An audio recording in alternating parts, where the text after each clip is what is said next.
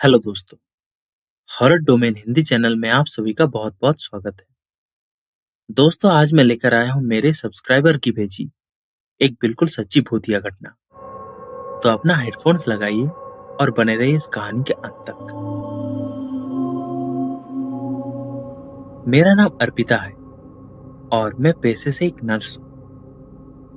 ये लगभग 7-8 साल पहले की बात है। तब मैं कोलकाता के एक रेप्यूटेड हॉस्पिटल में एज ए नर्स नौकरी करती थी। हॉस्पिटल का नाम तो मैं नहीं बता सकती क्योंकि इससे प्रॉब्लम हो सकती है। खैर, एक रात की बात है जब मेरा इमरजेंसी वार्ड में नाइट शिफ्ट चल रहा था। उस दिन कोई भी नया पेशेंट नहीं आया था, इसीलिए बैठे बैठे मेरी आंख लग गई थी। तभी रात के लगभग 2:30 बजे होंगे कि अचानक से एक ठंडी हवा के झोंके से मेरी नींद टूट गई। वहां के सारी खिड़की और दरवाजे बंद थे। फिर ये तेज हवा का झोंका कहाँ से आया, तभी मुझे ये बिल्कुल समझ नहीं आया। खैर, मुझे अब वहां घुटन सी महसूस होने लगी, इसीलिए मैंने अपने पास की खिड़की खोल दी।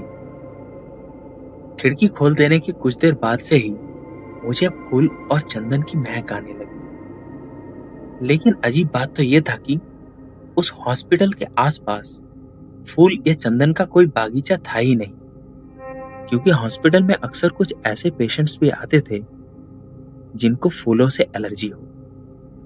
इसीलिए हॉस्पिटल वालों ने हॉस्पिटल प्रीमिसेस में कोई भी फूल का बागीचा या फूल के पेड़ नहीं लगाए।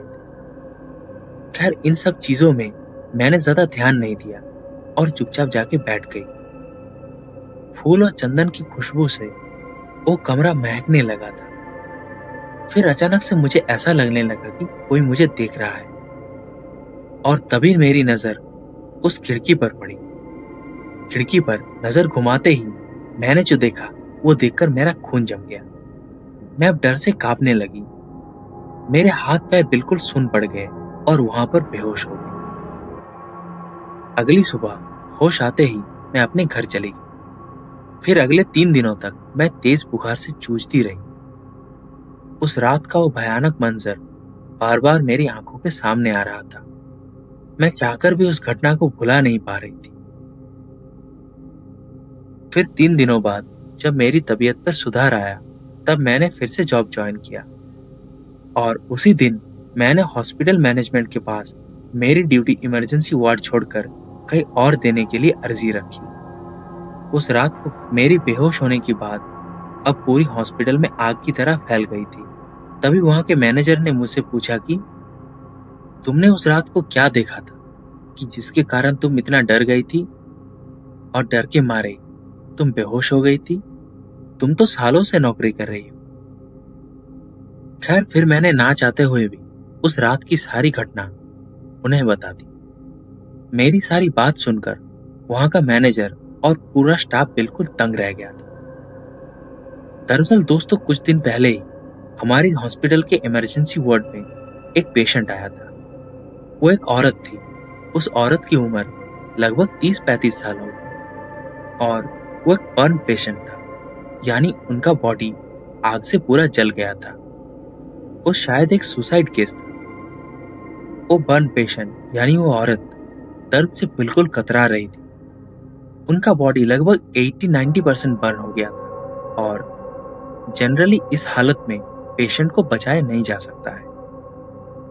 लेकिन वो औरत मेरी हाथ पकड़कर बार बार मुझसे यह अर्जी कर रही थी कि प्लीज डॉक्टर, मुझे बचा लीजिए, मैं जीना चाहती हूँ। मुझे पता नहीं था, मैंने गलती से ये सब कर दिया है। प्लीज डॉक्टर, मुझे बचा लीजिए, मैं जीना चाहती हूँ। काफी कोशिशों के बाद भी हम उस पेशेंट को बचा नहीं पाए। मैंने उस रात को खिड़की पर जिसको देखा था वो और कोई नहीं बल्कि वो जली हुई औरत ही थी, और वो मुझसे कह रही थी कि मैं जीना चाहती थी और तुम लोगों ने मुझे बचाने की थोड़ी सी भी कोशिश नहीं की।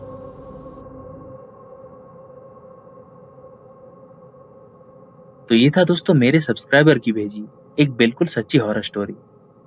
दोस्तों, इस कहानी के बारे में आपकी राय आप हमें कमेंट्स में जरूर बताइएगा। अगर आपको ये वीडियो अच्छा लगा तो इस वीडियो को लाइक करें, अपने दोस्त और परिवार के साथ इस वीडियो को शेयर करें, और ऐसी रोचक और सच्ची डरावनी घटना सबसे पहले सुनने के लिए हमारे चैनल हॉरर डोमेन हिंदी को सब्सक्राइब करें।